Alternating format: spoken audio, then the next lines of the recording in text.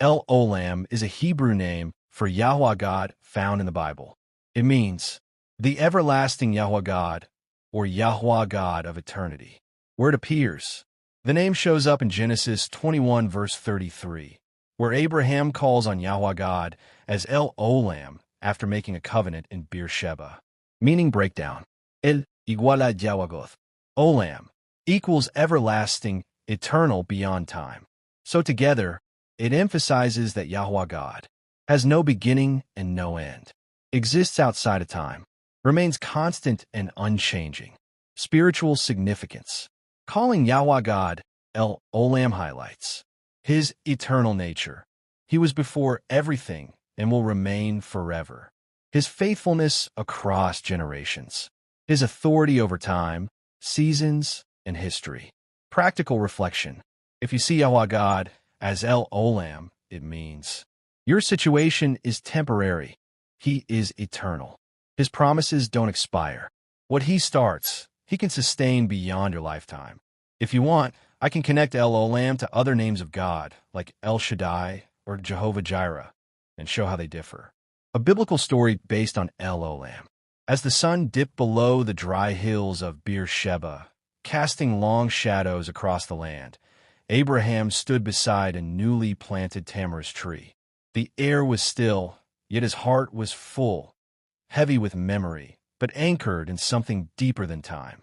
Years had passed since he first heard the voice of God calling him out of his father's house. He had walked through uncertainty, famine, fear, and promise. He had seen impossible things, an old man becoming a father, a barren woman laughing with joy, and a covenant sealed not by human strength, but by divine faithfulness. Now, after making peace with Abimelech over a well of water, Abraham looked over the land that had once been foreign to him. This place, once unknown, had become part of his journey with God. He lifted his eyes to the heavens, where the first stars began to appear, countless, silent witnesses to the promise spoken years before. "Lord," Abraham whispered, "you were with me when I knew nothing. You guided me when I could not see. You remained when everything else changed." The wind stirred gently, as if creation itself leaned in to listen. Abraham raised his voice and called upon El Olam.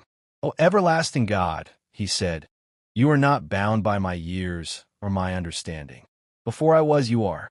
After I am gone, you remain.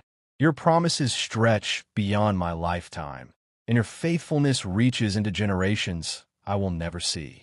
At that moment, young Isaac approached, curious and full of life. "Father," he asked, "why do you call God El Olam?" Abraham knelt beside him, placing a gentle hand on his shoulder. "My son," he said, "everything you see, this land, these wells, even the stars above, will one day pass or change. But the God who made them does not change. He is the same yesterday, today, and forever. When I am gone, he will still be with you. And when your children walk this earth, he will still keep his promise." Isaac looked up at the sky, eyes wide with wonder. "So God will always be with us?" Abraham smiled. "Yes," he said softly. "That is why we trust him, not because of what we see today, but because of who he is for all time." That night, under the endless heavens, Abraham worshipped, not just for what God had done, but for who he eternally is. And the tamarisk tree stood as a quiet testimony that the God of Abraham is not a God of moments, but the everlasting God, El Olam, whose promises stretch beyond time and whose presence never fades.